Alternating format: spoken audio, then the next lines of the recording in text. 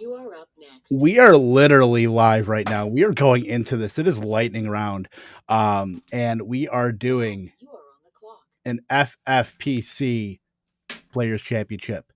Now, we actually have a decision because Eckler went 101. So we have our choice of either Christian McCaffrey or Justin Jefferson. I do. I like. Oh my God, Eckler won.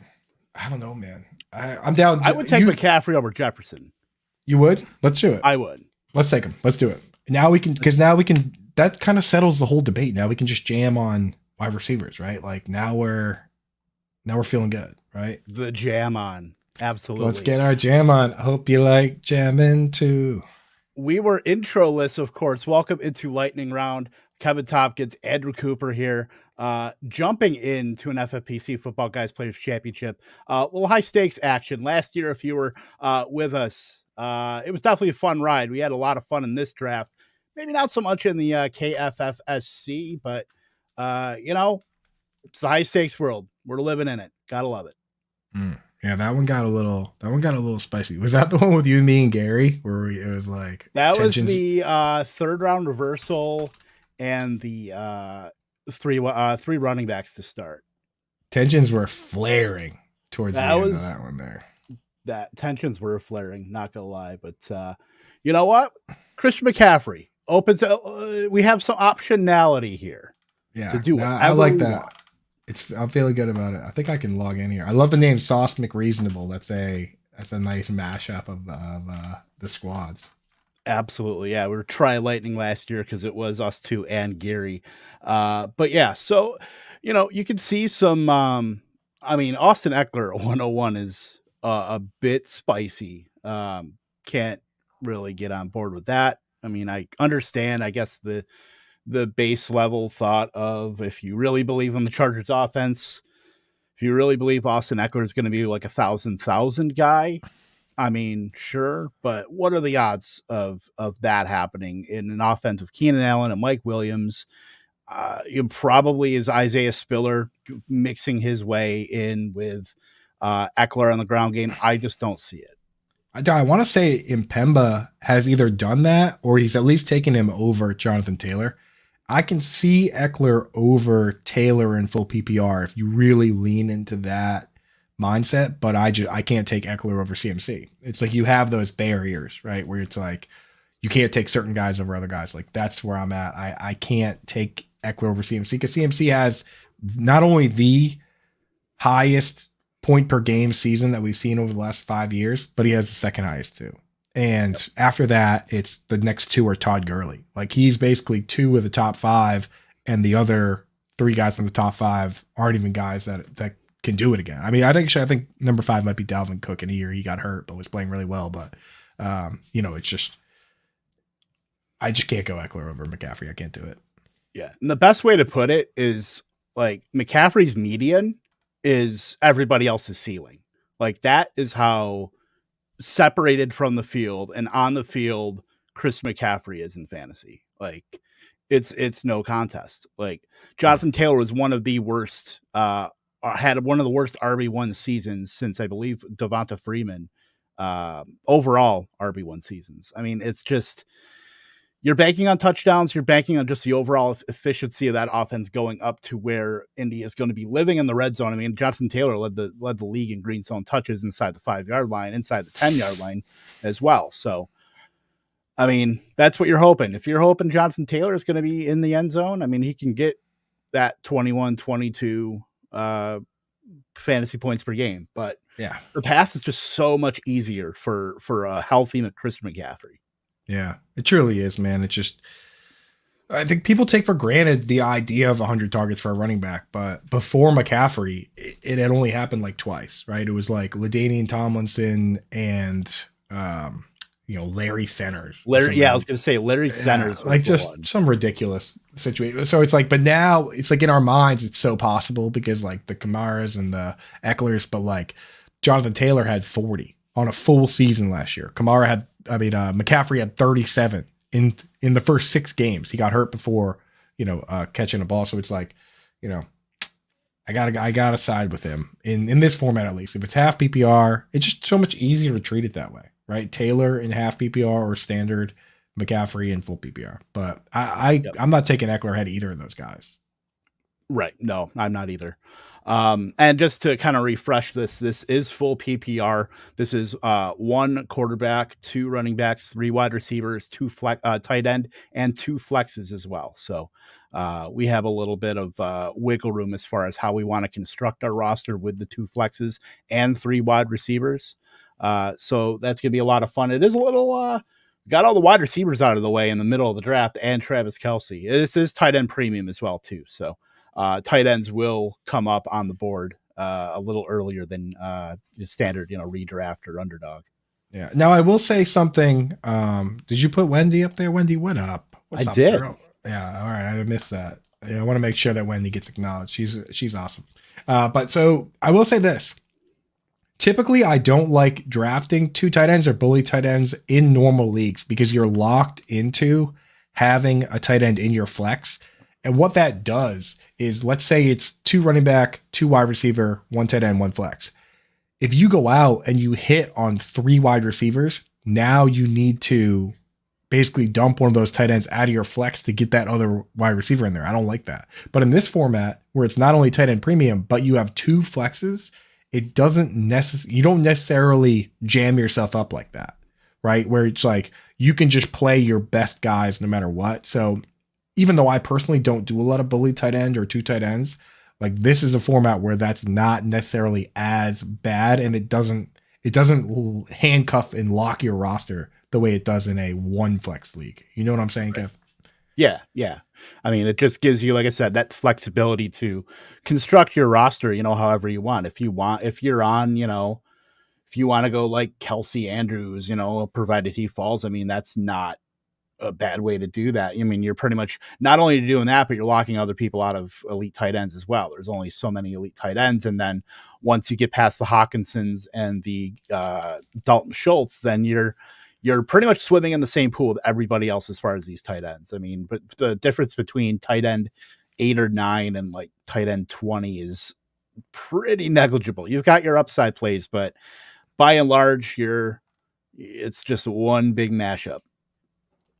Yeah, that's why it's like I'm more willing to go best player available. Whereas in the 1 flex league, I will be honest, I'll steer away from the other tight end. But in a 2 flex league, I don't mind it as much. I like that Barkley pick. I mean, this draft is going pretty chalk so far. Do you really see a lot of picks that you don't love yet? I mean, I don't even mind the Diggs Barkley. I mean, that's. Yeah, Barkley's been coming up. I wouldn't be surprised if, like, when we're seeing drafts a couple, week before the season, if Barkley's not on like the 1-2 turn regularly. Now, one thing I will say with the Melvin Gordon foot injury news, I'm really surprised that nobody reached for Javonte Williams. I think, I was kind of surprised he's still there, honestly. Just because people love to react to those kind of micro news cycles there with, it's the training camp. You're getting news from every source.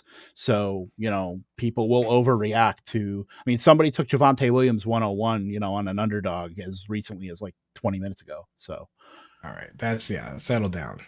Settle down now. I mean, it's not like you took Austin Eckler 101 or anything, but I'd rather Austin Eckler 101 than Javonte Williams. I will say that. But yeah. I mean, unless maybe if Melvin Gordon's out for the season, but even then, like it's getting a little crazy, man. Mike Boone, baby, let's go. So somebody, Axel in the chat, would you go back to back tight end in a tight end wide receiver flex in tight end premium? Assuming that you have another flex, that you can start a running back in, then it's a similar concept for me. Like I'm willing to take, if I think the tight end in tight end premium is better than a wide receiver there, then I'll take him. So it's like you start looking at it in tight end premium and you have, you're deciding between Tyler Boyd and some tight end that could be a top 2 target on the team. Like it's hard to pick Tyler Boyd over that player when you know that it could even out. They could have the same number of targets, but the targets for one guy are just worth more. So in that type of format, I'm taking the best guy that is available based on the format. So, but if there's just a 1 flex, then I don't know about that. Kyle Pitts just went. Was kind of hoping that he would be there. I know. That's such an auto pick for us at this point in this format. Yeah. Okay, well, let's start talking about who we might take. Javonte Williams. I say we take him if he's there. I mean, we can go double. That's fine with me. I like Debo there too. Wait, let's take Debo if he's there. I changed course. Now you are on the clock. Debo just went. So I don't know if I want to rehash the Mike Evans saga with you. We can just kind of bypass that and take Javonte and then kind of just go from there and piss yellow. Mike Evans is awesome. Though I will say that in doing so, I did a recent article. If you guys haven't seen it, go check it out. It's where I look at over-unders for players, over-under yardage, touchdown with Vegas, and compare it to ADP. And you can, when you look at it, you can literally see Kevin's argument and Kevin's thought process, right? Which makes a ton of sense.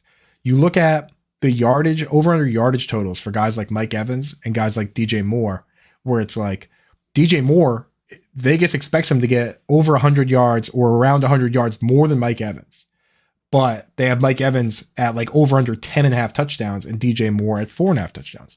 And where Kev is coming from is that we know that some guys are better at scoring touchdowns than aren't, but it's still not a tried and true metric. Like there's a very real chance that DJ Moore scores just as many touchdowns as Mike Evans. So why not stick to things that we know to be safe, like targets and yards and things like that. So I get what you're saying, Kev, where it's like you look at these two guys, and if the only difference is touchdowns, and touchdowns are difficult to project, maybe we should be waiting and taking other guys. So I get why you don't like Evans at his ADP, but it's hard to say that Evans isn't going to have 1,000 yards and 8 touchdowns, because he probably will.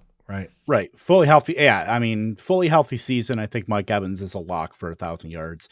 He's going to get his touchdowns. It's a high powered Tampa Bay offense. It's a ceiling. Running backs are starting to go here. So I'm glad at least we got 2. We don't have to think about running back for a while, I would say. So we're going to have a pick between, let's say right now, before we even get there, before we even have to think about it, Mike Evans, Tyreek Hill, T. Higgins. Who do you want of those 3? The Miami thing kind of spooks me a little bit, but I still think that offense is going to be a lot better. I would probably go with Tyreek, T. Higgins, Mike Evans in that order. Okay. I'm okay with that order. I'm okay with that. Especially in this where it's like, it's about upside, right? Like Mike Evans, I don't know, I could see, I don't think it'd be crazy for him to have 1,300 or 1,400 yards, but I would be less surprised if it was Tyreek Hill. Somebody did us a favor. They took Evans. Yeah. That's the part. And that's the great thing is that hopefully these people can make the decisions for us. Yeah. Yeah. So Tyreek Hill. So we're T. Higgins, baby. I'm all fully on board. I bought a T. Higgins hoodie, by the way. It is packed away in my suitcase, along with the 2 4-packs of craft beer that I will be. It'll be a little dicey, not gonna lie. Yeah. So, dude, there's an outside chance. So I went to 2 liquor stores today, and I could neither one had Wachusett blueberries. So okay. I'm gonna try. I'm going up to. I'm not. I might have to mail them out to you, is what I'm saying, because I went and checked them out today, and I couldn't find any in the local places. So, but you're gonna get your blueberries. Don't worry, my boy. I appreciate it. By the way, Wendy, congrats on the George Kittle jersey. That's awesome. Oh, that's awesome. George Kittle's that's such a good jersey. When I was talking to Ryan Hallam about this, and we were talking about Fantasy Alarm's going to give one away. I don't know which one he decided on, but I was like, is there anyone that doesn't like George Kittle? He's the nicest dude and right. Funny dude, good dude. It's maybe a couple, Rams fans or somebody in the division, but it's it's such a likable player. Yeah, I can't think of any reason why, you wouldn't like George Kittle unless you're, a fan of a team in the NFC West. That's the only thing. Or you're a staunch Big Ten guy and just hate Iowa. Yeah. I mean, you're a this draft jilted CJ Beathard guy that was it should be Beathard and Kittle. Yeah, we need to draft George Kittle because we have CJ Beathard. Yeah, you got that survivor's guilt. Yeah. Nah, I don't know. It's hard to come up with reasons not to like the dude. He just seems like a really good dude. I agree. Yeah, so I mean, this is pretty chalk. Like, other than like the Eckler pick, which he would probably be going in the top 3 or 4 anyway. Right. There's nothing really. This is like aligned with ADP right now. Yeah, I mean, that happened to me. Like that happened. I hate like even when things get crazy in the beginning, they smooth out. They always smooth out towards the end. Like I had the Beantown Brawl draft, and it was like crazy in the beginning, but by the time I was picking at 12, it had already smoothed out. You know, I hate like in your mind you see the crazy picks, and you're like, all right, nice, this is gonna get crazy. I'm gonna get a good value, and then it smooths out. So, you know, like this one smoothed out regardless. yeah.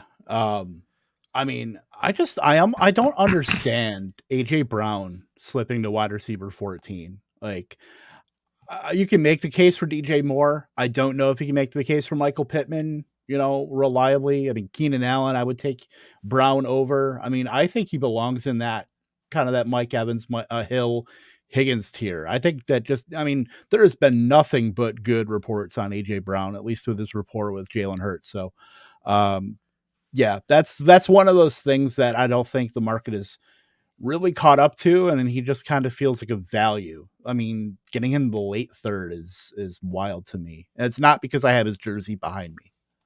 Yeah, I mean the guy's a beast.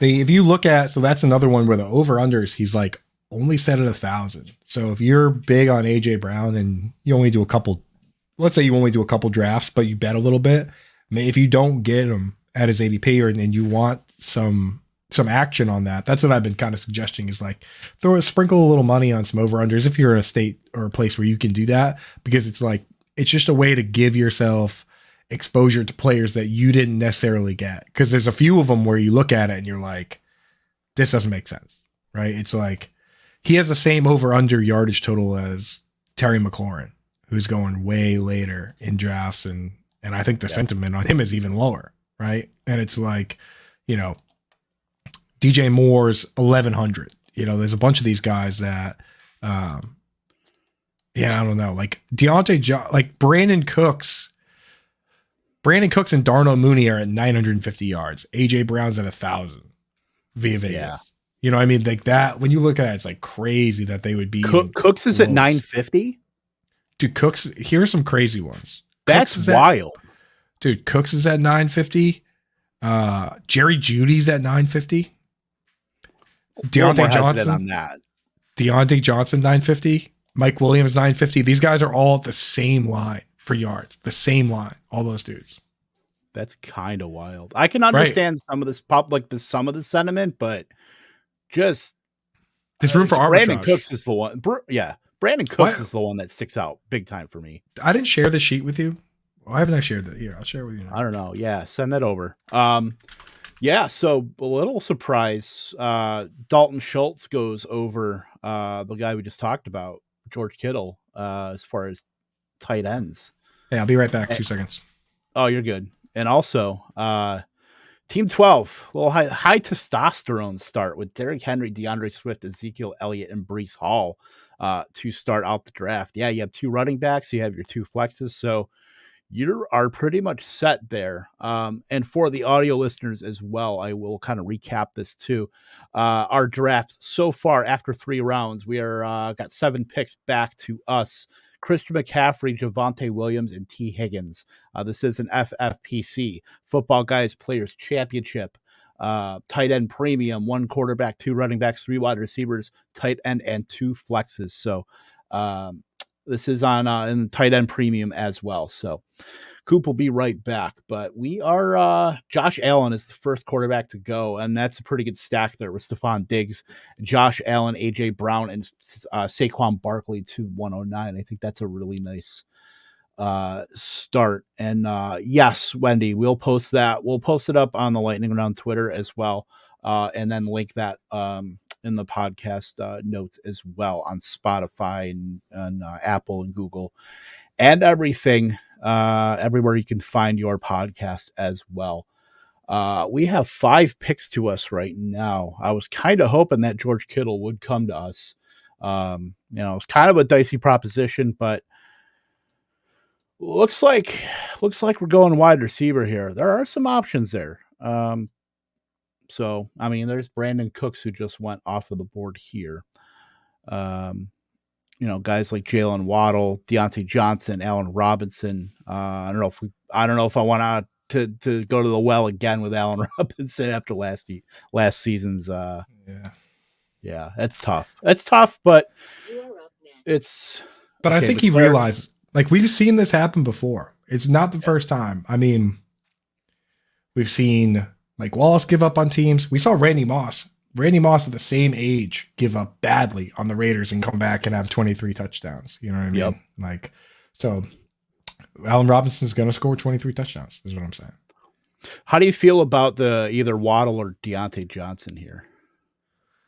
We get access to it. If we want to play that Miami offense, it's a cheaper way to play it than Tyreek. Yeah, I don't want to take Cam Akers, and it's Now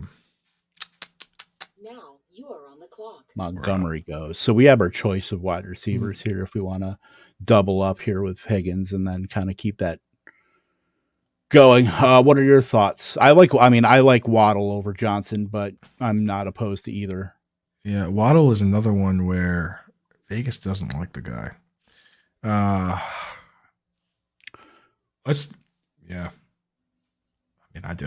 would kind of do Cam Akers. Let's do. You pick, man. You pick. You're the wide receiver guy. You make this call. I think I'm going to go Deante Johnson here over Waddle, and maybe we get a chance to get him back. I think he's a lot safer in his offense, even though he's going to have Trubisky or Pickett throwing him the ball. But in a world where we want to go upside, which we do here, like Deante Johnson is the clear top target on the team, and like everything you read about this player is that he's a good player in a vacuum, which does have the merit to it. Beyond the drops is the only bad thing I've ever heard about this guy. But the route running's good. Obviously we've seen him make some crazy catches. I think he's going to be a very good friend to whoever ends up being the quarterback. So I do like Deante over Waddle. Waddle, the thing that scares me, he had such a low ADOT, 7 yards, the same as Amon-Ra St. Brown, outside the top 100 wide receivers. So guys like that need to be peppered with targets to really have big upside. And I think that's why the over/under for yards for Waddle is so low. Like you're banking on getting a lot of targets there. Cam Akers went, so Cam Akers is the guy that. I mean, I don't know if it was me drafting for myself, I would take Akers. But even then, I say to myself, I'm not sure if that's the play. I think that might be too heavy. You might be hurting yourself because the wide receivers coming all the way back going to be ugly, Kev, right? I mean, coming all the way back after that. That's why I think if we can get like a third, like I don't know how you feel about kind of the one Marquise Brown. I mean, we're getting good reports on Chris Godwin. That might be somebody that I won't come back, but that's a guy that will be reached for. That's your dicey proposition about injury, people coming back from injuries, but every report has been pretty good on him. And that's a big swing. Well, the thing is, if Waddle comes back to us now, I'm not against taking Waddle here because I feel like we've done we've let him slide and now we're hedging, you know what I mean? Now, cause he offers a floor, no question. Right. Right.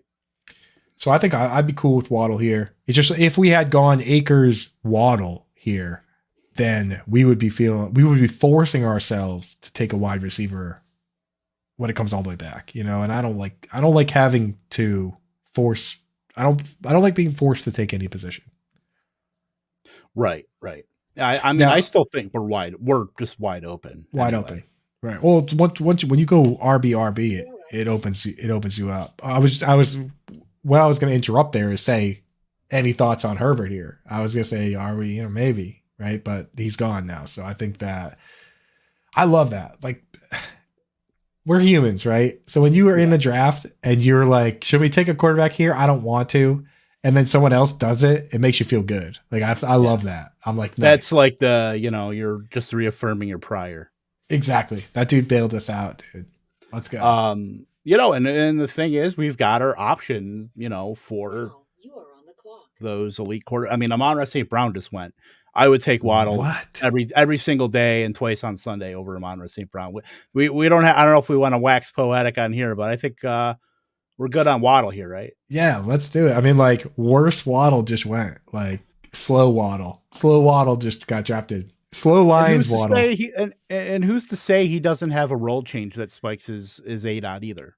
Like, why can't Tyreek Hill work more intermediate and Waddle kind of opens the field up a little more too? Like, why can't that happen? I mean, I think it's pretty clear they're going to use 2 wide receivers every snap, Waddle and Tyreek Hill. And then the third spot is going to be a rotation. So, like, Gesicki should play every snap, right? Wilson will mix in too. Yeah. So it's going to be like, what it's going to be is, yeah, exactly. So it's going to be a mix after that. And you're going to have Gesicki moving from inline to slot. And sometimes it's going to be Durham Smythe.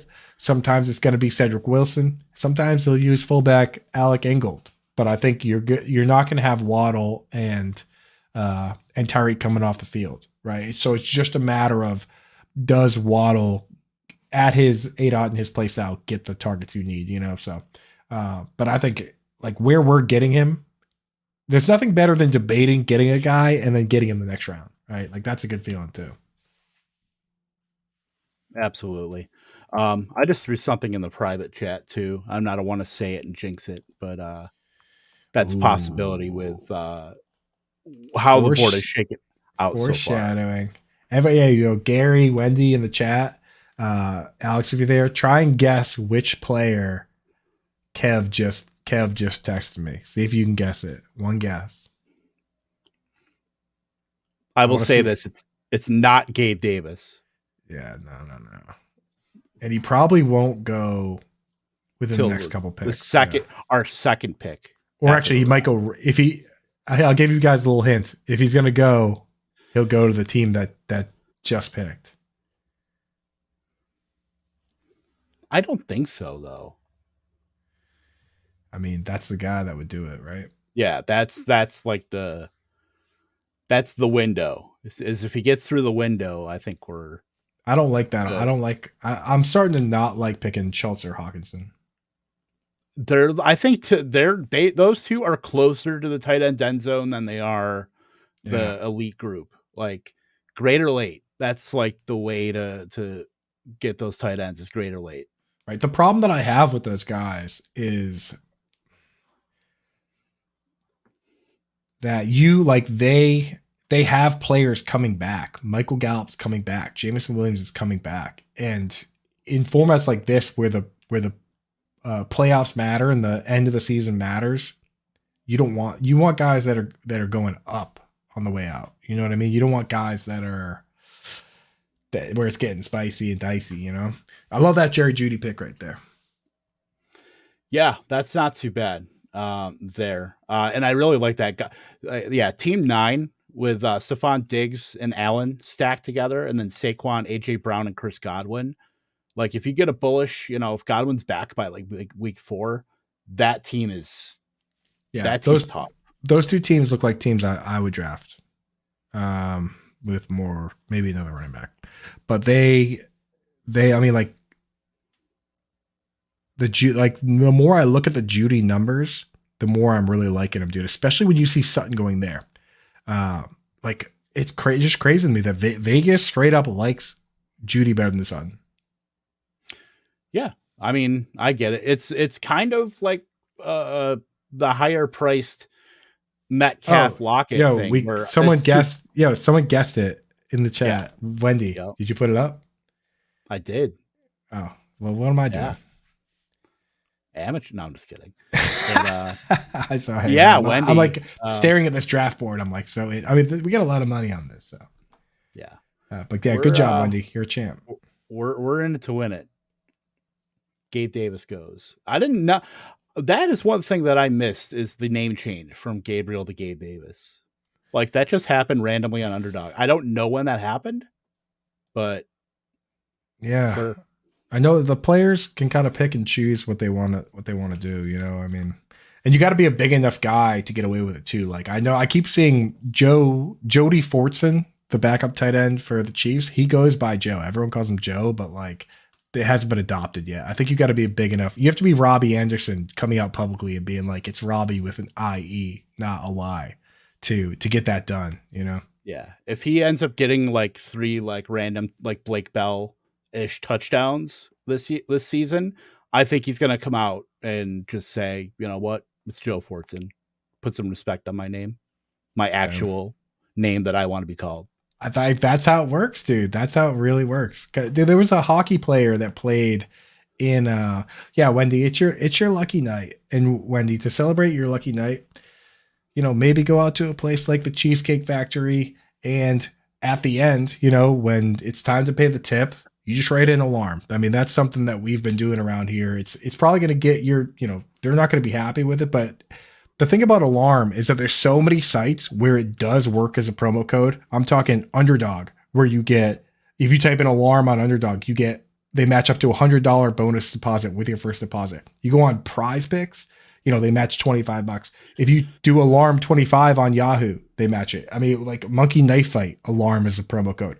We have so many deals with PF Chang's. I mean, if you're there with, say you just went out with their owner there, Mark, you just got your haircut. They just took the bowls off your heads. You just got a great haircut and you want to celebrate at PF Chang's, the favorite restaurant of the Raiders owner. Like, why not drop promo code alarm? They will let you bring a backpack in the restaurant. Yeah, it gets you into most clubs. So promo code alarm really it opens a lot of doors out here. There's so many places that we're affiliated with that, you know, it's just worth a try every single time. You say you're going to a wedding and you're buying a suit, Men's Warehouse or whatever, just throw it in there. Or you're going to the Fantasy Football Expo. Dude, you come up to me at the Fantasy Football Expo and drop a promo code alarm, I'm gonna make sure to take care of you. We're gonna do something for you. Whether I gotta drag you to a bar and buy you a beer, or you know, we'll see if we got some shirts or stickers or whatever. Drop that promo code alarm. Let's go. I know Wendy said she hit me up on Twitter. Was like, she says I tried dropping promo code alarm at Cheesecake Factory and they kicked me out. Yeah. Okay. Well, that's the thing. It's worth a try. It's a high risk, high reward play, like Evan Ingram, right? So, right. Roll up to the expo with us. It's gonna work. Yeah. Free first beer. Yeah. I think that if you came up to me and dropped the promo code alarm at the expo, I would make sure to get you a beer. Look at this yellow, Kev. Let's talk about the actual draft instead of a elongated and bad promo drop that I just did. Yeah. Hey, you know what? It's thank you, Fantasy Alarm. Thank you, Fantasy Alarm, for sponsoring the show. Yeah, absolutely. Exactly. We're powered by Fantasy Alarm. We gotta love it. Yeah. So Elijah Mitchell pick broke up the 9 straight wide receivers that just went off the board. A lot of veteran names on there. A lot of guys like Rashad Bateman, went Mari Cooper, Michael Thomas, Juju, DK, Gabe Davis, Marquise Brown. Yeah, that's it's gonna take the wide receiver pegs down a little bit, but yeah, I mean, wide receivers have been okay. Kyler Murray just went. Adam Thielen just went. So, Thielen going makes my next picks easier. Guys that I like. Oh, Moondog is someone I would have wanted there. Who are you feeling right now? I mean, do you think this guy picking at 4 is watching the pod? Probably not. I mean, do you want to pull the trigger on the guy I put in there now, or do you want to take the wraparound? In the queue? Yeah. Well, no, I haven't put anybody in the queue, or I don't see anybody in the queue. Which guy are you talking about? You could say it. I know who I'm saying. I kind of like Elijah Moore. If we're gonna go, a man after my own heart. And you know what? Elliot Chris, such a drop. CEO of Fantasy Life. If I did not take Elijah Moore here, if he was available, I would be on the street tomorrow. I have to see him at the expo. I have to answer to him. Right. Yeah. So, and the thing about the player that you dropped and that Wendy called is that, dude, there's only one team. So the team that drafted Herbert is not going to draft Burrow. Now you are on the clock. So I think we could go Elijah Moore here and get Burrow on the way back, which, we're rolling the dice that this guy at 2 takes him, but you don't have to worry about the guy at the swing taking him because he's not going to go Herbert Burrow. That's crazy, right? So we're rocking Elijah. We're good. I like it. All Yeah. right. You'll love to see it. That's a good chunk of yellow there. And then we can get Burrow and then not have to worry about quarterback for a long time. Yeah. Yeah. He'll probably be the only one we draft. Should be. Yeah. Because there's waivers in this, Yeah. Yeah. We can always pick up a guy if we really need to. I think that so if you take Burrow in a draft like this and other people are just throwing quarterback, they don't care at all, then maybe you start thinking about you have to go crazy big though. You have to go like Fields, right? Or Tua, you have to go for somebody that has like some sort of weird asymmetrical upside. Like, if you draft Joe Burrow, you're wasting it. Yeah, we just solidified. So if you do, because he has, I've in my mind immediately said Tyreek Hill, Patrick Mahomes stack, but that's not real anymore. That's not in this economy. That was yesteryear. My mind immediately said that. But it's like you have to go for something that is like you would never draft Joe Burrow. You're wasting your time if you draft Joe Burrow and then also take Matt Ryan. Like, when are you ever going to start Matt Ryan? Like, when he hasn't had a bye week. So you have to go crazy with somebody with rushing upside, if you're not getting a Fields or a Watson or a Tua, then don't do it at all. Yeah. And we took, last year we took Dak Prescott and Tua. Tua was the upside play on that. But I honestly, we probably just should have stayed at 1 because I don't even think we ended up starting him when bye weeks came by. Anyway, I don't think we got him or he had him. Yeah, well, the thing with Tua is that he was supposed to have Will Fuller. He was supposed to have Devontae Parker. Devontae Parker missed half the season. Fuller missed the entire season. So we actually really didn't get. I hate that Goddard pick. Hate that pick. Yeah, that's. I love it for us, but I hate it for him. Yeah, that's. That dude's been building a weird team. Yeah. Yeah, a little bit. I'm still looking at Team 9, though. Team 9 is like the one I'm looking at like shit. And then I think that might be our biggest hurdle. McCaffrey, if we hit on the bull case for Javonte, if that foot injury for Melvin Gordon is an issue, we could have the top 2 running backs. If as high as everybody is, CH. The thing about Burrow, man, is that, dude, Lamar Jackson and Jalen Hurts are still there. Yeah. Oh, man. I wish they had gone. Hey, don't underestimate the power of the donk. The power of the stack. So what do you think, man? Lamar is there. Yeah, that's what makes it tough. Because I don't think Burrow comes back. Okay, well let's look at the other position. It's like we're not going to take Tony Pollard, Allen Lazard. Now is the time to take quarterback. The only guy I would consider, I think, if we're going Drake London, this guy I might consider. Oh, he just went. Yeah, he did just go.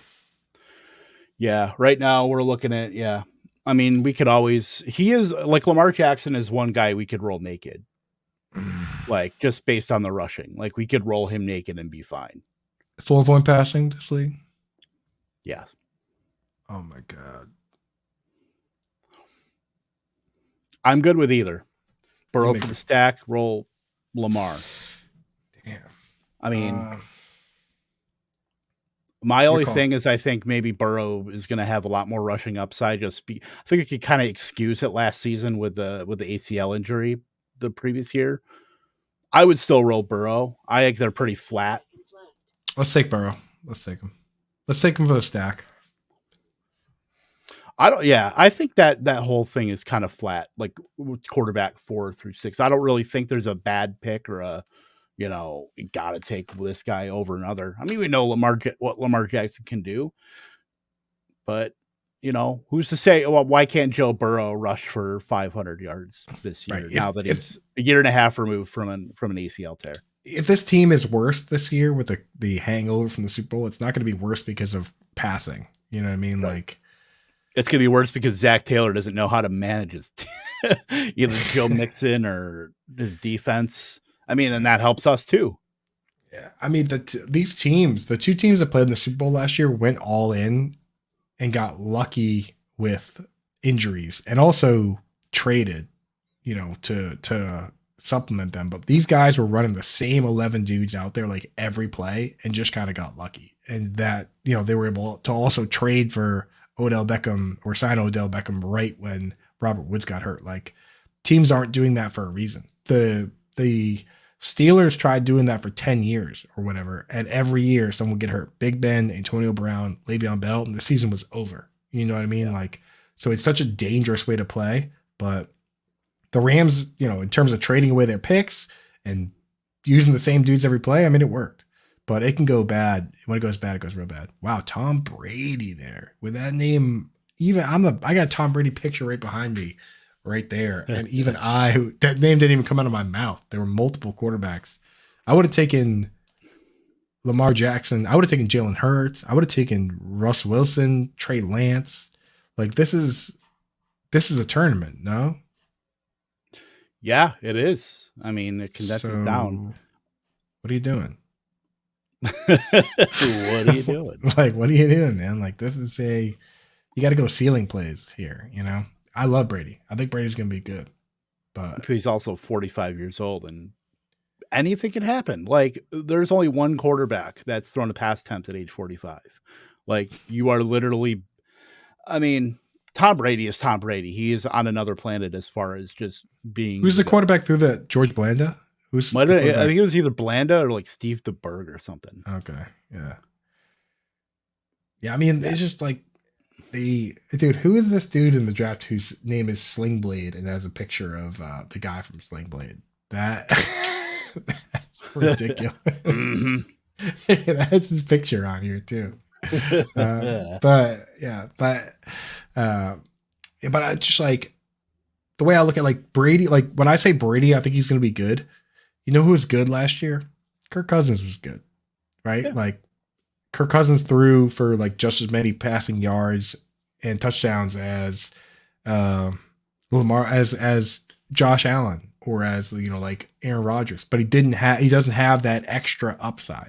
You know what I mean? Like that. So right. Tom Brady can be good and still be bad in fantasy, and Trey Lance or Jalen Hurts or Lamar Jackson can be bad and still be great in fantasy. That's the difference maker. 100%. Yep. I mean, Jalen Hurts, you ask anybody, like, as far as a real life quarterback, he is probably one of the worst actual NFL quarterbacks. That's why there's been so much, thrown around about replacing him, like whether it be in the draft or they go get somebody. But in fantasy, like, you don't have to be that good. Like, you can still do what you're doing at 59% completion percentage or whatever it was and still be quarterback, 7, 8. And then, but he is like you're hoping he has the Josh Allen case where he just improves dramatically now that they go out and get AJ Brown. Like, they have weapons around him now with Dallas Goedert. They drafted Devonta Smith last season. I mean, that's what happened with Allen. You add Stephon Diggs to the mix, and now he's the number one quarterback in fantasy. So that's kind of the path you're hoping for Jalen Hurts. I mean, I don't know if I see that, but even if he takes a step up and not like the mini breakouts, not like the full on Josh Allen, just superstar full on breakout, like even just a modest increase in like completion percentage. And if Philadelphia decides to throw the ball more because now we have AJ Brown, we don't have to run the ball 50% of the time. Like, that's a win too, because then you're just adding on floor upon floor with the rushing stuff. So that's your bull case for Jalen Hurts.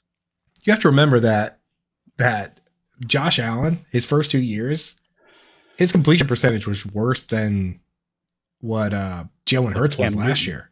Like, it was bad. Like, dude, 52% as a rookie, and then it went up to like 58%. Like, Jalen Hurts last year was already over 60. Like, Jalen Hurts doesn't need to have it can't even be the same increase because he wasn't even as low in terms of being a passer, So that's what you're hoping for. And I think we just pumped the bags and they just went. That's what happens. Yeah, a couple of these teams, I think are probably feeling pretty good about that. But I just feel like some of those teams put them in a weird position in terms of running back. They need to get lucky now. Yeah. I'm just happy that we have, McCaffrey and Javonte Williams. We get this two good young stab. I mean, McCaffrey's done it. We're getting another good stab on a young running back. Would it surprise you if Javonte Williams was the 101 next season? No. Yeah.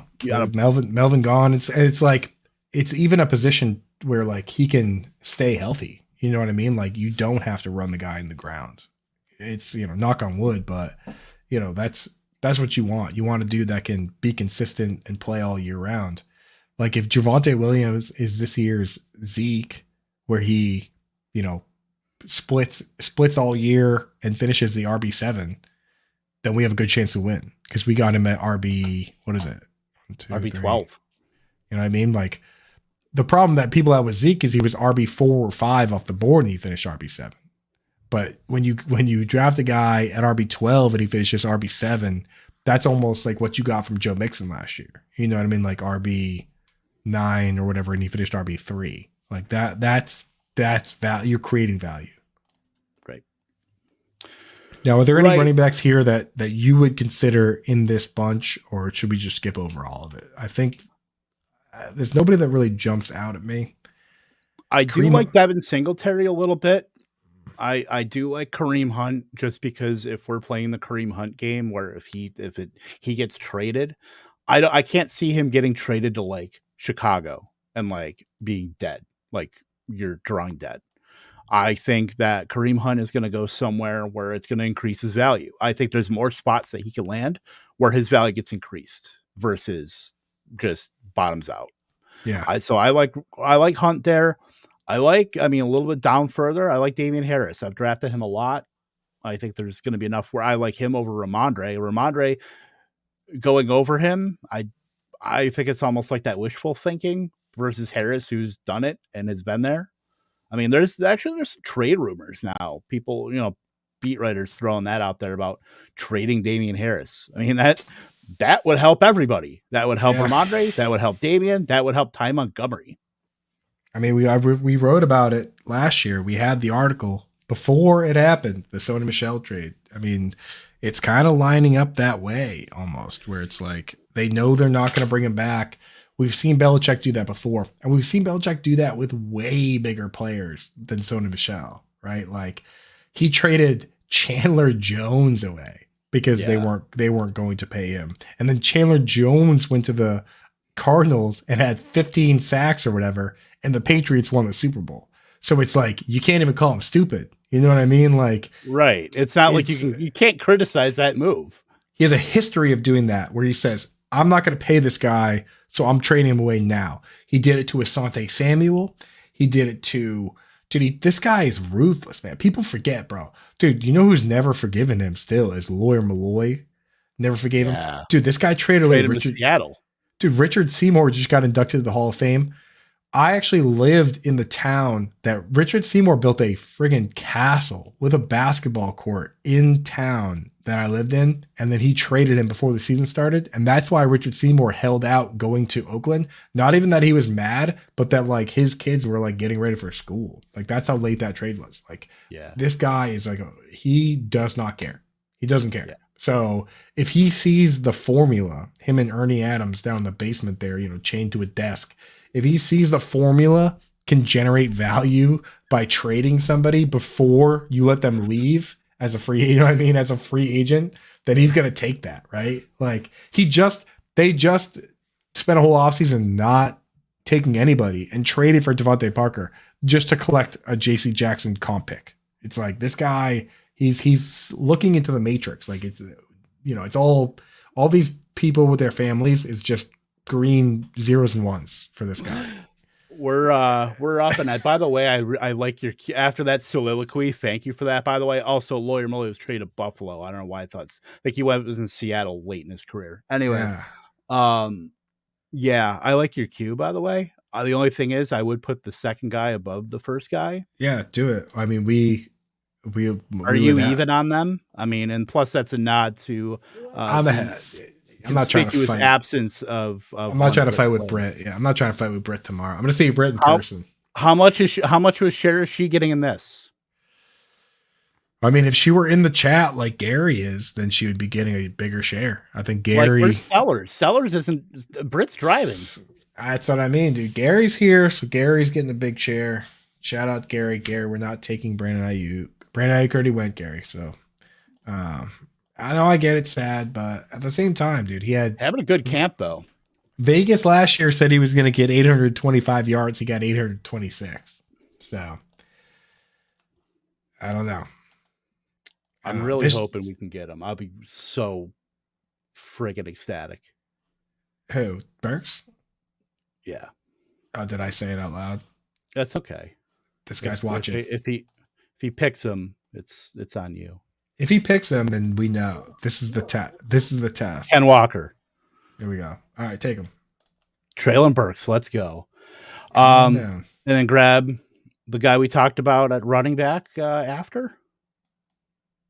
You like him over any of those guys that are above an ADP? I mean, it's kind of a flat. To me, it's a very flat group. We're talking about Penny, Ramondre Stevenson, James Singleton Cook. already went. Who you think? Singletary went. Yeah. Penny? Damian Harris. Oh yeah. I mean, dude, he's gonna be a starter, man. Dude, I can't believe that Mondre is going ahead. And in the Beantown Brawl this week, Mondre went ahead. I don't see it. Honestly, I don't see the Ramondre over Damian Harris. I mean, it's the same thing. Take the cheapest one, and they're both up at the same ADP, so maybe that doesn't exactly hold. But I mean, we've seen it out of Damian Harris. That's the thing, and I don't know if is Ramondre going to be taking any of that receiving work? Because right now it's looking like it's Ty Montgomery season in like the 20th round. Yeah, I kind of like Kadarius Toney.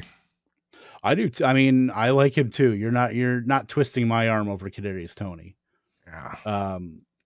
The only other guy that I would consider there with him, I have two. One guy is a guy that I think is going too low in every single draft. Oh, Cole Kmet just went. Sorry to interrupt, but that's kind of a good. Killer too. Yeah, I think we're gonna have to address tight end maybe on the way back or next time. No, let's take some. Because we can just load up on a couple and then go. Yeah, we'll figure it out. We'll invent a tight end. That'll be. We will MacGyver the shit out of tight ends. Yeah, we could do that. Popsicle sticks, rubber bands, ball bearings, booby trap, prosthetic leg. I'm in on that. We'll do it. It'll lead into the strengths. All right, so back to what you're saying. Sorry. The wide receivers that I'm looking at, either the guy that's going way too low in every draft, and is Garrett Wilson for me. I just think 10th overall pick. I mean, the only other thing is that we have Elijah Moore already, so that might take him out of play. The other guy I like is Chris Olave. See, I don't like Olave nearly as much. I like Garrett Wilson much more than Olave just because, like, dude, Michael Thomas, Jarvis Landry, Alvin Kamara, like, there's a little, I mean, it's thin. In best ball, I like Olave because of his Kadarius. On the clock. Great, Kadarius Toney went. And Damian Harris went. Do we take Mondre? Are we that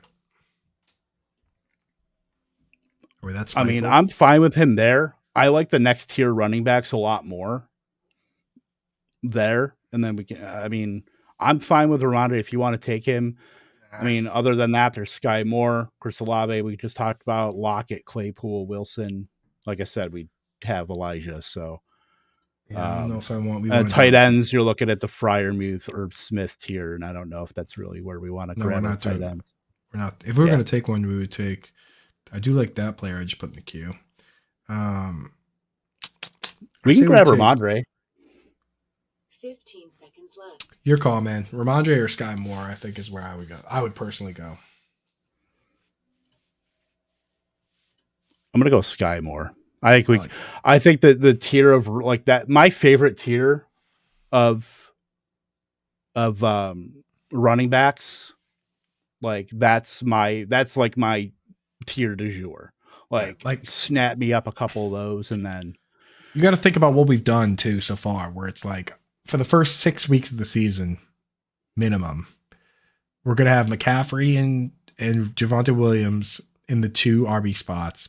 And then we're going to have 4 wide receivers in the other spots. And we have 5 wide receivers already. Now we have 6. So it's like whatever running back we have, we don't even need to.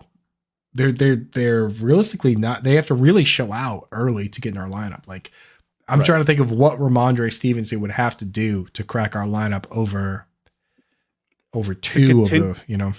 Yeah, the contingency play is you're hoping Damian Harris gets traded or he gets hurt. So that's pretty much your contingency play there, because I just don't know Ty Montgomery is really the fly in the ointment here with if it were Damian Harris and Ramondre Stevenson and that was it, and it was those 2, like that's perfectly fine. I just think Ty Montgomery taking a lot of that receiving work, if he's going to be playing the James White / Brandon Bolden plus role in that offense, like if he has a real role in that offense, Ramondre Stevenson is a spell at best. Yeah, for sure. And it's like, or maybe goal line play, but you know, I look at our build too. It's like you start two wide running backs, 2 wide receivers, 2 flex, like 3 wide. It's 3 wide. Yeah. Oh, well, I'm glad we loaded up then, because it's like, I mean, even then he needs to be better than Treylon Burks or now Sky Moore. It's like, I just don't see it. Gary said, interesting. You thought you'd go wide receiver. I thought we go tight end.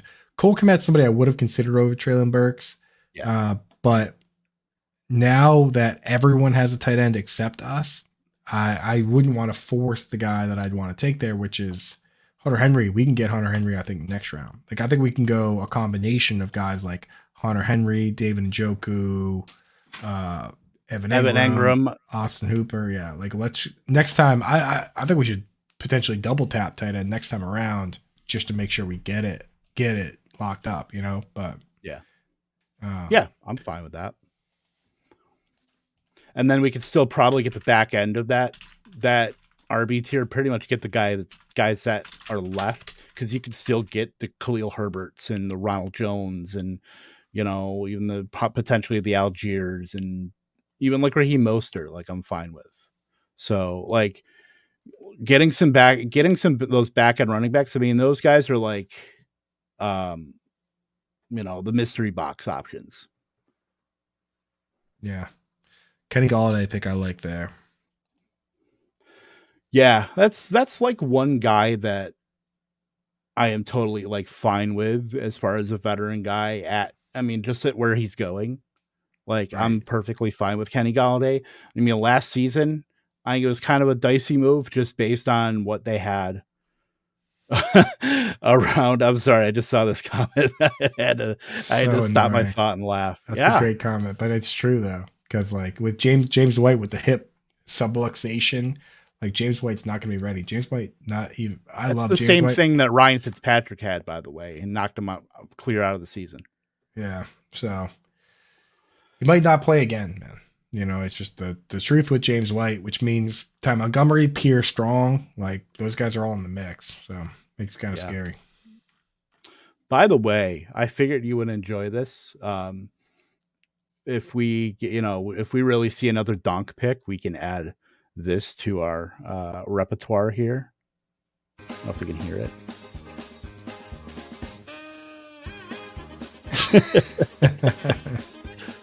I did find this. Yeah, excellent. I did find that we can add our own music. We can add music, dude. That's a good one. Now we could probably get the copyright strike we were looking for. Is that Yakety Sax? It is. That's excellent. Yeah. Well, I think that's public domain at this point. Is it public domain now? Guess we're gonna find out. 80 years. I think there's a lot of those old songs that are going to be public domain now. Well, if I get an email with a copyright strike, I will be sure to let you know. I will physically tell you that we got a copyright strike, because I will see you tomorrow at the Lightning House. That's right. Yeah. So I think I can do this round and next, and then I actually got to drive into the city. I'm getting my flight's at 6 in the morning, so I'm driving to a buddy's and getting up at like 4. So I can do these next 2 picks, and then I got to rock and roll. Sounds good. And I will probably take this offline as well, because we are hitting in an hour too. So obviously we will recap everything and let you know where we stand. Well, we can recap it next week too. But let's get the next picks in. Like, let's, who cares if it's an hour? Let's stay a little longer. And well, yeah, that's what I'm talking about. Yeah, we'll get those 2 picks. So Russ there, that team on the far right. I mean, as I personally like Bateman, I like Miles Sanders, and I like Zeke, Bateman, and Miles Sanders, so I'm gonna like that team. But getting Russ there is such a good pick. Russell Gage, I don't know so much about that one. Right. Yeah, Russell Gage is tough. Now he joins Team Hamstring with Mike Evans and wide receiver 4 with a hamstring injury. Sick pick, dude. Yeah, get Gary in, dude. Gary, why isn't Gary on this pod in general, bro? Gary, like, why weren't you on? Like, what are you doing, dude? Gary, I'm sending you the what you call it, the link. Get him in there. Get him in here. He should have been in here already. And Wendy, we're not going to be at the expo. What the heck, man? That's what it's for. I feel like the analysts have tried to turn the expo into a thing. It's supposed to be for fantasy football enthusiasts, like in general. You know, it's not just for content creators at all. No, dude. No. Half the people going are, people that are just analysts on Twitter anyway, Gary, check your DM. I just sent you the thing. Yeah, Gary will be in here within 10 seconds. Wake up, Gary. 10. Kenneth Gainwell, that's a good pick. I like it. I really do. I do like that pick. That's true anchor RB start right there. Get your wide receivers. You get your Hurts and Devonta Smith stack. Get your Darren Waller with your elite tight end. That's as classic as an anchor RB as you can get. Yeah, these guys know what they're doing. Yeah, there aren't a lot that are just complete total donkey boys, but donkey boys will usually present themselves very early in drafts. That Mark Andrews. Go ahead. Sorry. The Mark Andrews Dalton Schultz stack there is kind of a donkey boy move, though, if you ask me. Yeah. The donkey boy will present themselves. If you do not know who the donkey boy is, you are the donkey boy, and we are not the donkey boys. Nah, never been. Never been. Not once. Not now, not never. That's what I say. As I always say, Isaiah Spiller. I'm intrigued. I think if Isaiah Spiller takes a little more off the plate than people realize with Eckler. Yeah. With our 101 Austin Eckler. And it doesn't even hurt Eckler. I would say it arguably doesn't, because Eckler's never had 1,000-yard rushing season ever. Anyway, you know what I mean? There he is, dude. Yo. There we go, boy. I won't lie, I'm actually cooking dinner as we're going to do this. I hope that's okay. It won't be too loud. But Kevin, what are you cooking at any point? Yeah, what are you making? Yeah, give us. This is a cooking. This is a cooking show now. No, we're doing super simple. I'm just making brats and some French fries. So, well, give us a rundown of how you do the brats, man. Let's learn something while you're here. I go and I buy a pack of brats. I open them up and I put them on the pan. And super simple. This is what we do in the Pacific Northwest. We cook our brats on a pan on the stove because it's too cold to barbecue and rainy all the time. I like that though. What temp? Are you going medium heat? What kind of heat? Do you cover them? I do not cover them. I don't know. I haven't cooked brats in a pretty long time, so we'll see. I'm thinking, we'll probably go like a medium heat because I don't want them to be too much on the outside. Plus, they're pretty big, so I got to cut them in half for the kiddo. Yeah. I think that's smart. I'm like cooking show. Emerald, dude. Yeah, this is a good one. If we can get the right tight ends here, I'm glad someone took Irv Smith. I would love for someone else to take like Freiermuth or Mike Gesicki here. The guys, I'm on board with Hunter Henry. And do you like Njoku more than Ingram? I do. I mean, I'm okay with Freiermuth here. You are up next. Like, And this is tight end premium. So it changes the game because in a normal league, it's like where you only start one tight end. Like tight end 8 is a bad player. Tight end 9 is a bad player. But in this, where you have 2 flexes, tight end 8 is a good player. Everything up to tight end 15 is a good player. So now it kind of changes the dichotomy. But the thing is, Freiermuth, I mean, like, where is he in the pecking order? The Big Ben was the better quarterback for him. right. Are you nervous at all about? We got a decision to make. We're on the clock. Whether we want to go get one now and get him, or if we want to grab a running back. Who would we get for a running back? I like Darrell Henderson. I like Algier. I like Carter. I like all those guys. I like Algier. Gary, what do you think? Would you go Algier here or like a Freiermuth or Gesicki? I would be between Muth and Hendo. I would not go with Gesicki, and Hunter Henry's making me nervous. I was going to we'll talk about it in a sec, but I would go with Muth or Hendo because I think that Hendo has the most likeliness of becoming significant. 15 seconds. Left. All right, let's take Henderson. Does he have different bye weeks than our guys already? 7. So we're clear. You want a Hendo? Yeah, take him. All right. Yeah, So I the like question I Hendo wanted there. to ask, Sorry, go ahead.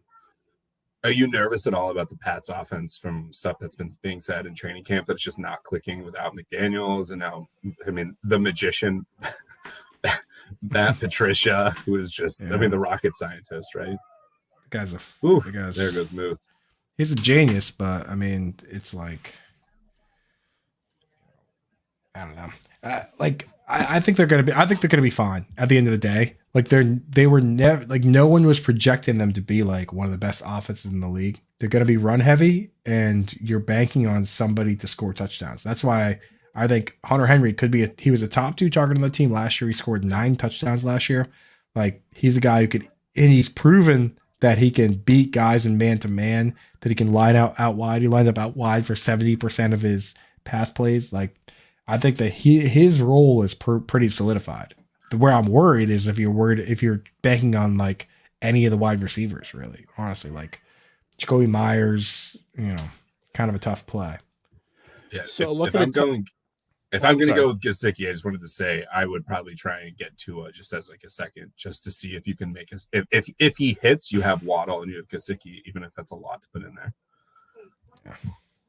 Sorry, I just don't feel good about Gesicki just in this offense. Like, we know it's going to be featured. It's Hill, it's Waddle, and then after that, it's literally a throwing pickles at the wall, at the window, and seeing who wins that race. God, I love throwing pickles at the window. That's Billy Madison. That's that Billy Madison. Yeah. Oh my God, I am the winner. It's just Gesicki there. He's very likely the 3rd target on the team, which in this format, that's why I don't even like tight end premium. It's just an annoying format, to be honest. But You are up next. who Gerald Everett just went. Yeah, that's a bad We'll pick. take Hunter Henry here.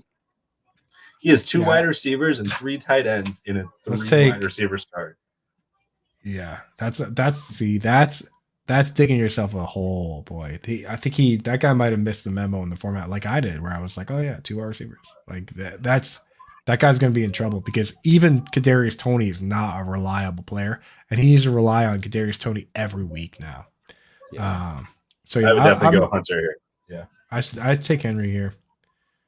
The hen house. But the thing is, if Henry goes right now, I would take Gesicki because we at least know that he's going to be the And then I think we could probably go running back, tight end again. I say we go tight end. Now you are on the clock. Tolbert just went. So All right, good. Take on Hen dog. Yeah, I mean, Hunter Henry is a guy that, you can just feel comfortable having him as your starting tight end every week, just in the sense that he's going to get a couple targets and he's going to score or he's not going to. But like last year, he pretty consistently, got a couple of looks. There were only a couple games where Like there was one game where he had 9 yards, right? In every other game, he was at least getting a couple looks, catching at least, he had a couple where he had 30 yards or whatever, but 4 catches for 30 yards in tight end premium is keeping you above water, Right. Looking at this, how we've got this constructed, we're good on quarterback for the rest of the draft. We're going to need running backs, but I think this is probably a 3 tight end build. Has to be. Yeah. And then sprinkle in 1 or 2 more wide receivers. If we can get, so for tight ends, if we can get. Like now we started the beast here because after Freiermuth, we're looking at 5 of the last 6 picks are tight ends. I'm glad we at least got Henry when we did and didn't kick the can one more cycle. Yeah, we probably should have gone Henry Ingram here. But if we can get one of Njoku, Ingram, Austin Hooper, or I still like Brevin Jordan, Me too. So if we can get one of those guys, I'd feel pretty good. It gets pretty gross after that. So. Yeah. But we're going to get the thing is we're going to get the best tight end off waivers. The best tight end that's available week 1, we're going to get them. We have to factor that in. For the last couple of years, we were hitting the numbers and we're getting the guy, freaking even when we got Logan Thomas and dropped him, we had him, 2 years ago, we had him, and we dropped him, but we're going to get the guys that are popping. Well, you know what? We're gonna get our guy in the last round is what's gonna happen. I'm gonna tell you right now. I was about to say that I remember now. You already know who it is. Team 9. Team 9 has no tight end. And dude, his first half of his draft and then the second part. I had the first half. I thought we were the only ones. Particularly like the Amari pick. Everything else I actually love. And I love Olave, Chris. I will say I do Olave him. Yeah, I gotta go, guys. I gotta drive. I gotta go drive to the big city and then wake up early, and then I'm gonna be. But by the time I know it, I'm gonna be in Ken, shaking hands, kissing babies, shaking babies, kissing hands. So you ain't kissing my hand. Well, I'm kissing your hand, and I'm shaking your baby. That's that's good happening. thing I don't have a baby. Well, you better get one, and I'm not bringing it with me to the expo. Denny Carter signed my baby. You can't get next to me when I'm signing autographs. When I get into autograph mode, when I get autograph signing mode. All right, I will see you guys us with the rest of this team. Yeah. Text me. You know who I like. Here, let me throw a couple guys in the queue. I toss some guys in the queue. I know there's a couple that you like. Yeah. You know the guys I like. Man. We're good. We're like lockstep. So we'll from this point on, we're very much on the same page. It's just early strategy at times that diverts, but we met in the middle on this one. We took 2 running backs because they were there that we both liked, and then we jammed wide receivers. It's like the best of both worlds. So we're in good shape. I like this team. The bones are there, as they would say. Yeah, plus Gary's holding it down, boy. Exactly. Let's go. We're riding here. Fire up those snoozes. We ride. Coop, you do look extra dapper tonight, so I'm excited. Everyone's gonna show up and be like, "Whoa, I didn't realize you look this good." This old thing, yeah. Let's see how good I look. Yeah. Don't listen to what anybody has to say. You are good looking. Yeah, on that note, I'll catch you guys on the flip side. See you tomorrow, buddy. See ya. Later. That James Robinson pick, man. When that report came out saying he was running with the ones, it was like, what? I'm still very much not. Yeah. I don't know if it's because I'm in on an ETN. And that's more of an emotion-based thing, which I've tried to cut out. But James Robinson could be just a barnacle on the Travis Etienne train. Like he could just hang around and just gum up the works. I was wondering if they put him there just to say, you know what, we can move on from this guy. Let's just figure something out and just keep going. And I don't know if they would try to trade him or not. I don't really know what trade value you have at that point without any injuries. Fingers crossed yet, but I don't know. Right. Man, Trey Lance, by the way, Oh. at 12 is like a monstrous pick.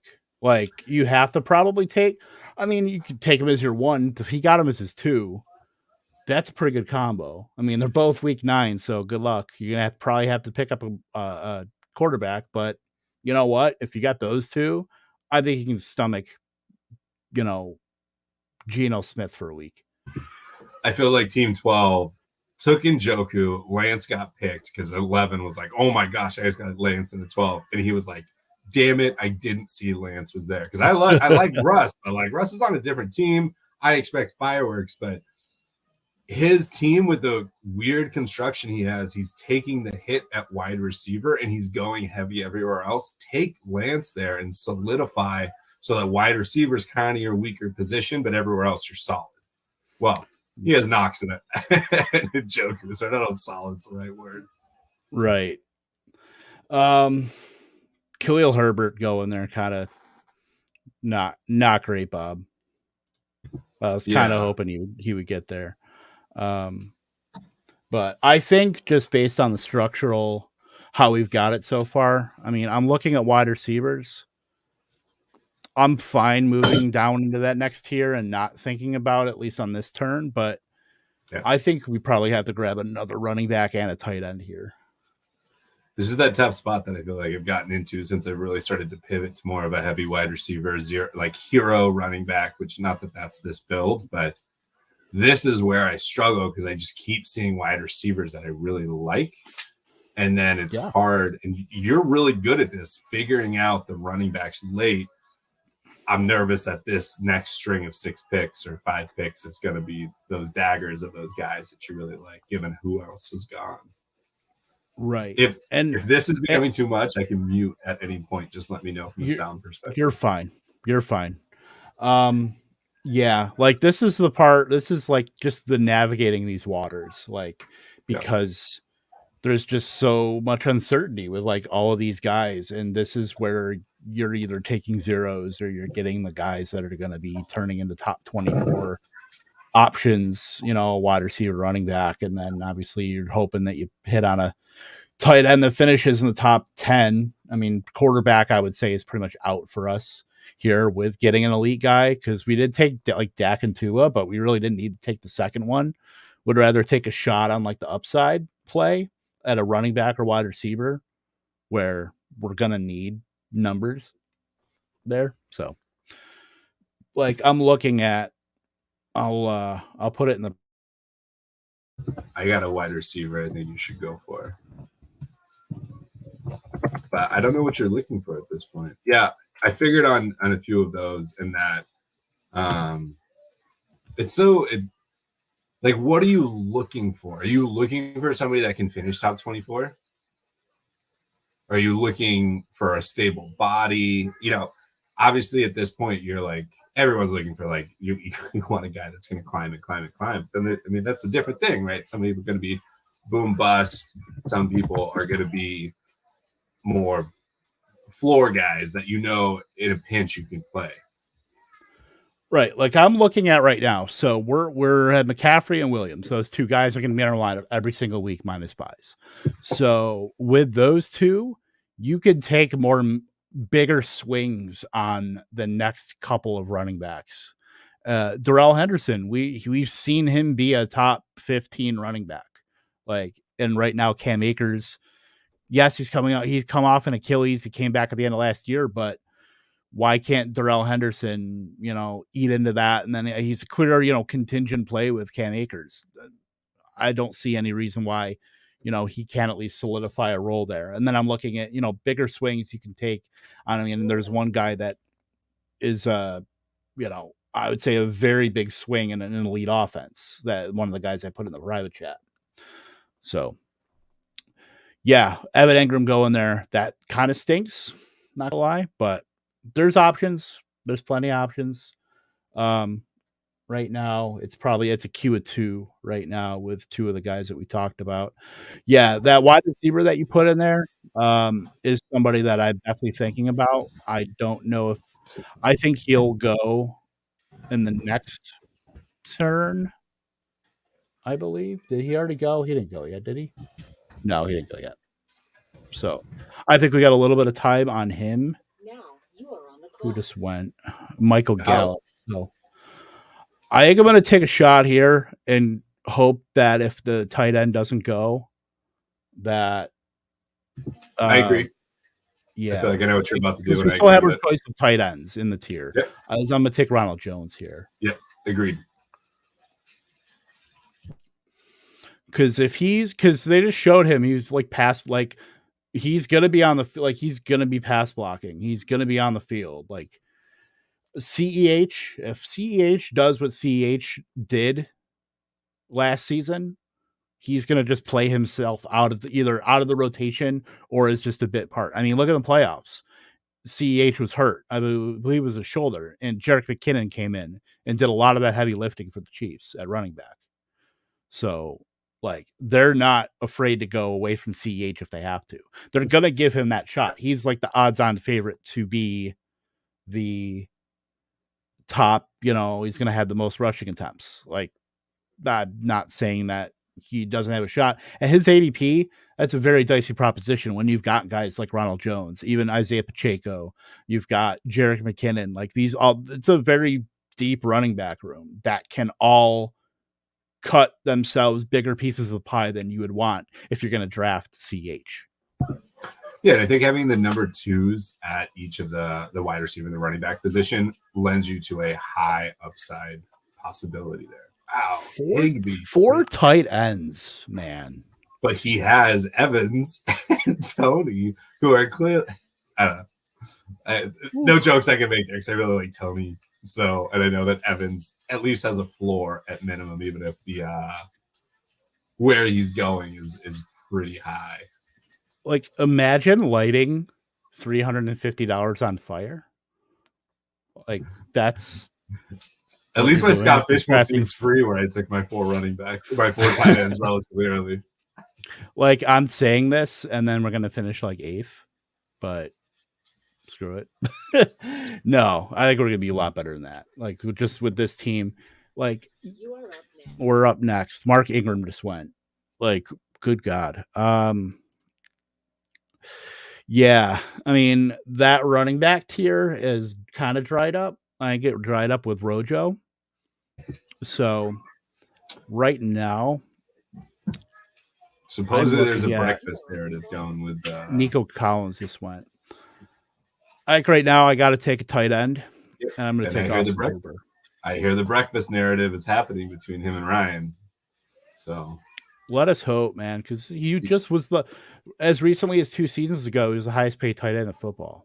Like, I think I was just listening to one of your more recent episodes, and I believe you or Britt dropped a stat. I thought it was on that about the percentage of targets going to the tight end position in Tennessee was like 30% over the last 2 years. It was it may have been red zone percentage.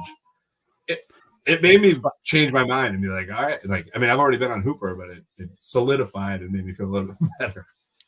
Yeah, like looking at that, it's kind of a dusty tight end group, but you're getting production out of those guys. And if Robert Woods is dust, coming off of his ACL, we took another measured stand on Treylon Burks. Like, there's a world where the top 2 target earners on this team are Treylon Burks and Austin Hooper. Like, why can't that be a thing?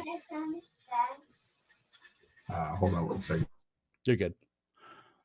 So, yeah, Austin Hooper and Hunter Henry, that is our tight end group. Love and life. Let's go.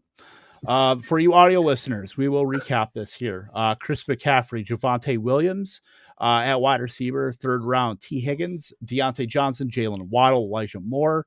Took our quarterback in round 7 with Joe Burrow. And then we're going round 8 with a couple wide receivers, Treylon Burks, Sky Moore. And then round 10, Darrell Henderson, Hunter Henry at tight end, Ronald Jones, and Austin Hooper. So we got our 2 tight ends. We got 4 running backs, 6 wide receivers, and a quarterback. And I don't think we're going to go back to the well at quarterback. So we're pretty wide open here as far as what we want to do. And I might take a look at wide receiver and go back and dip into that well. So if Tua makes it back to you, you're not considering that just for the possibility that he ends up getting up there? I mean, with Waddle, is Gesicki? Oh, he didn't take it. Never mind.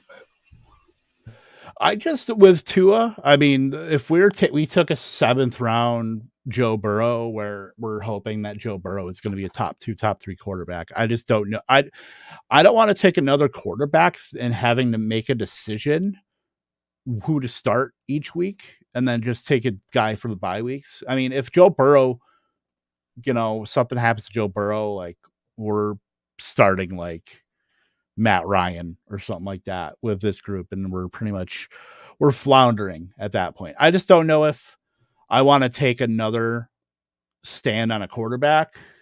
We've got 6 rounds right now.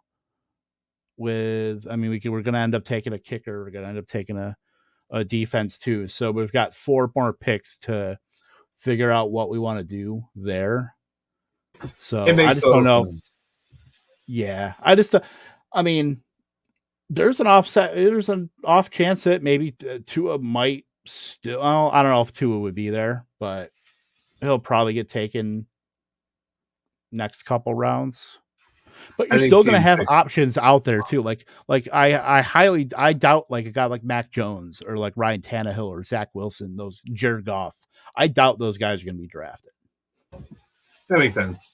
I think that Team 6 is hoping that Derek Carr is going to come back to him, and that was his plan for a long time.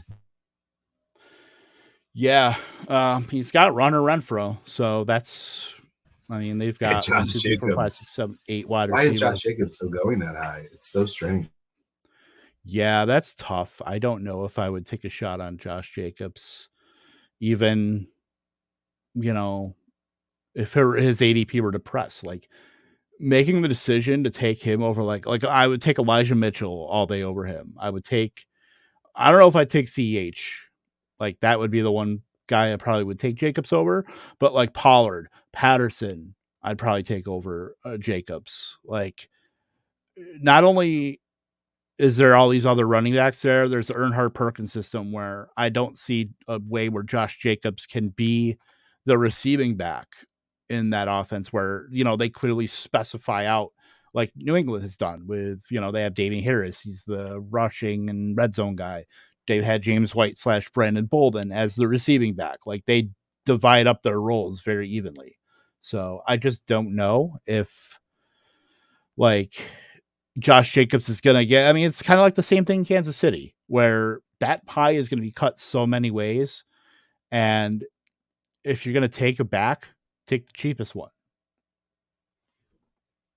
I'll take Zamir White like now over, get him in the 14th round versus Jacobs in the 5th. Like, it's not really for me. Honestly, really like that's not really a decision.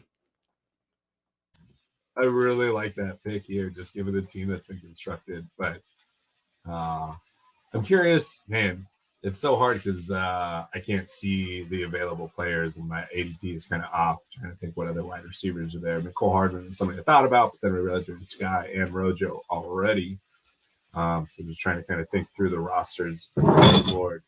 Am I crazy? Is Jameson Williams still on the board? I know it's super late. Because he is. Yeah, he is still there. I know it's pretty far, but like talking about 7. Man, I wanted to ask you about him earlier, but I didn't know if that was what the etiquette was. Just from a Packers perspective, disregard this draft. Is Romeo someone that you're buying in?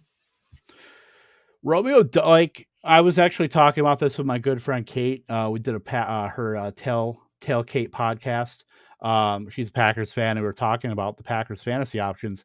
Like, Romeo Doubs is the only guy in this offense that has ever earned targets, like going even back to college.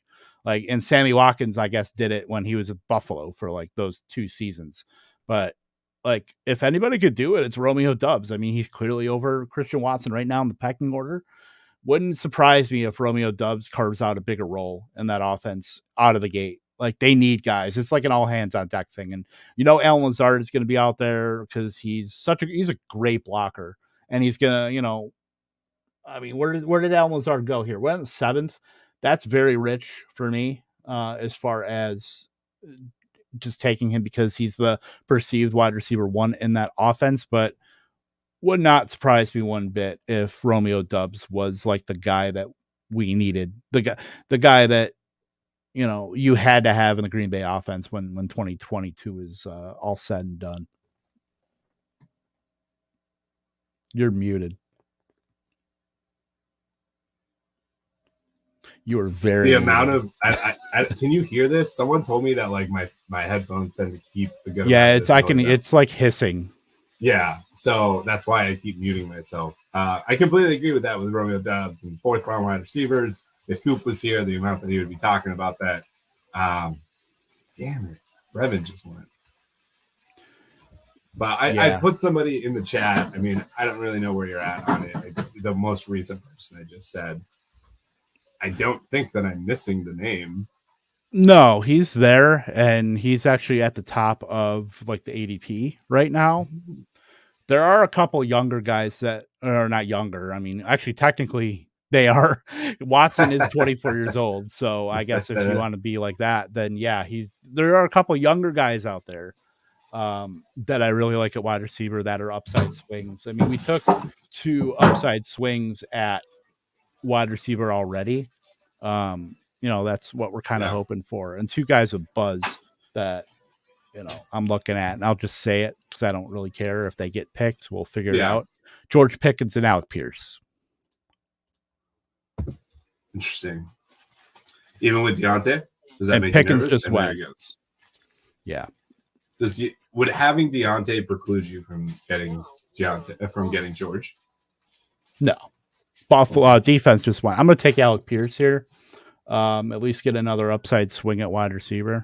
No, we're very rookie heavy, but I'm pretty sure it was the awesome Sean Siegel that talked about that. I've heard him the most frequently talk about wide receivers in redraft, rookie wide receivers, and that they do present a ton more value than I think people give them credit for. And it changed my perception on rookie wide receivers. And even listening to JJ Zachariason say that they have a higher hit rate of being median bust, which is more 3 points above their expected ADP would suggest. yeah, I mean, it's really just you're taking these wide receivers. I mean, they're mystery box options, and we're looking at, you know, Alec Pierce in a group with, you know, the other wide receivers. You're looking at Paris Campbell. You're looking at Ashton Doolin. Like Alec Pierce is already running with the ones. Like more than likely, Alec Pierce is going to be a starter like day one with the Colts. And any kind of wide receiver that can command any sort of target share outside of Michael Pittman, like you want that like Alec Pierce has a deep ball profile. That's as Campbell just goes, defense goes. Don't want to go quite in that wheelhouse quite yet. Wandel Robinson just went. I did think about him. Only guy that I'm thinking here, I do want a running back. I think I'm going to take. It's between 2 guys, but I think that we were drafting him in like the 6th, 7th round last season, and Raheem? That offense is Raheem Mostert. Yeah. I mean, that offense is still so wide open, especially in the run game. Like, I want to at least take a shot at Raheem Mostert here. I mean, worst comes to worst, we drop him. Tua's still on the board. That's crazy. I'm not pushing for him. It's right. The disrespect that I feel like Tua is going so far that I feel like I'm going to end up owning him in a lot of August drafts solely because I want my QB2, if I have one, to be somebody that can pop and be QB5. Right. No, I completely get the play on Tua. Let me pull this back up. How many rounds are there? And what are the 20? So kicker and defense. Kicker and defense. Yep. So right now we have there's 3 picks left. Okay. And I will say I'm not going to make it all the way there. My dinner is almost done. I have the buns in the oven. Buns are in the oven. My wife likes crispy, really toasty buns like mine. And Not a big crispy bun guy, honestly. neither am I. Not at all. All I'm going to say is I am not looking forward to waking up at 5:30 to get up but it'll be it'd be great. Yeah, I'll get to spend 4 hours in O'Hare chilling. So the guy that just picked Allen Robinson, Darnell Mooney, Brandon Ayuk, you know you're starting them in the first 3 weeks because you took Hopkins, Rondale Moore, George Pickens, and Jamison Williams, who knows, two of those guys could do something. Two of them, aren't doing anything for at least 4 to 6 weeks. Wild. Yeah, I'm looking at some of the constructions here. Like, my thing, especially with tight end, is if I'm taking an elite tight end, I can always make up tight end later if I need to for a bye week or an injury. Like, taking Evan Ingram with Kyle Pitts to me is wasteful. Taking Brevin Jordan with George Kittle to me is wasteful. Like TJ Hawkinson, like that group of like him and like Dalton Schultz. If someone took Dalton Schultz, I would be fine with taking a tight end, another tight end, like an upside swing. Yeah, that kind of tier would be like the cutoff. Like if you're taking that elite tight, like Darren Waller, he hasn't drafted a tight end, probably is not going to. Tua just went, by the way, with the Matt Ryan thing. Yeah, I saw that. But yeah, Kelsey probably not drafting a tight end with that. Hawkinson, Herb Smith, like that's fine. Like the player selection aside, not my cup of tea, but it is what it is. So, I'm on the Axel has a question for you. Did you beer boil the brats? No, dude. I cook for a 5-year-old and my wife. I am not somebody that does fancy cooking. My wife, amazing cook, honestly, just unbelievable cook, even better baker. I have French fries that I didn't even flip and brats that I cooked on a normal, just stove, normal, not even cast iron, like a what's it called? Scratch resistant thing. So right. No, Axel, you'll show me how to do it when we go to that Seahawks game in January, in December, not January. You guys are gonna play games in January. Yeah, right. Well, the first part. Well, I mean, if they technically have to put a team out there, even though it's pointless for that Week 18 game, sure. Just put a bunch of XFL guys out there. It'll be fine. I mean, that's kind of what they have. Yeah, it's pretty much the roster right now, aside from DK Metcalf and Lockett and like Noah Fant. So I have a strategy question for you. Okay. Yo. So you know ADP really well because you've done so many of these. At what point, when you're so few picks left, do you say ADP be damned? I just want to make sure that I get my like couple guys, and if it's okay, I'll throw some names out there that I am very high on. Well, I'll say one that I'm serious. Every draft I've left, I have Deante Johnson because if Hunt gets traded, we've seen what he can do. The other guy is the tight end that we all know, that you and I and Coop know that we would want to go for. And I don't even want to say his name because I feel bad. But like, at what point are you like, I don't care if it's 2 rounds, like it's so late here that I just want to get my guys and not worry about it. Right. Like it's such a low percentage as far as guys you're drafting in this, the next 3 rounds, probably from 14 to 18, even 19, 20, obviously, because if you're already drafting your kicker or defense, then yeah, but it's so flat across the board that I have no thought to where I want to just get the guys that I know that I think are going to be better swings, better, plays. Like Jerick McKinnon just went. Like Jerick McKinnon is a guy that I probably have like 20% on an underdog because I feel like that is the cheapest way to play the Chiefs backfield. Like that's what I'm looking like. If you're big at a KJ Hamler, and I am, just take him. Like if you're big on Trey Sermon for whatever, take him. Like at this range, like ADP be damned because everybody just going to get their guys. Like I'm not following some kind of strict code with the ADP. Oh, I got to take this guy over this guy because he's ahead of ADP. Like I'm not looking at that whatsoever. I'm just looking at guys that I think can fit structurally within what we have right now at a position of need, or B, I don't know if I really a B, but just we'll go with Makes A. So Zamir White going is kind of rough, even though we have no idea what's going to happen. It's all just a lot of buzz right now. Yeah. I do the KJ Hamler and KJ Osborne. I personally, I think my quarterback de jure, if I would not, Lance, I don't even know because I'm too much of a homer to take him in fantasy. But is Russell Wilson, and I'm just so curious to see what they do with that offense. So I'm gonna jump. I really appreciate being able to come on. I obviously love being on here, and I apologize if I ruined any of the audio for everybody and the video. But hey, man, have an amazing time at the Expo. Next year, I'm going to give you the biggest goddamn hug I've ever given somebody because we're going to actually get to meet each other for the first time when I'm there. But I already told my man. Pinky promise. Her and I told her I'm going to the Expo next year. She said okay. Is she going too? No. No. Aaron put it best on Twitter when I was like, "Are you going?" And she was like, "Yeah, no, I'm not gonna go. I don't want Kevin to have to be thinking about me while he's there. Let him do his thing." And I was like, "That's the right way to do it." So hey, it is what it is. It's a fun time. It's a fun time for everybody, not just for the industry people.